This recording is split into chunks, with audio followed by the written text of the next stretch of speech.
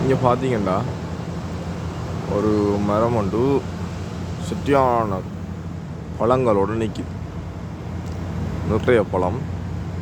ஆனால் இது என்ன பழம் என்று எனக்குண்டா தெரியலை. இந்த பழம் ஒன்று விழுந்துருக்கு. இது நான் நினைக்கிறேன் செரி பழமோ தெரியாது, என்னன்னு தெரியல. ஆனால் நிறைய பழத்தோடு இருக்குது. இப்போ கொட்டி கொண்டு இருக்குது. நீங்கள் எப்படியோ கொட்டி கொட்டியிலையும் கொட்டி போடும். இது சாப்பிடலாமா என்னென்னு தெரியாது. நான் ஒன்றும் சாப்பிடல. இந்த சரிதானோ தெரியாது. செடியில் நிறைய வகை இருக்குது.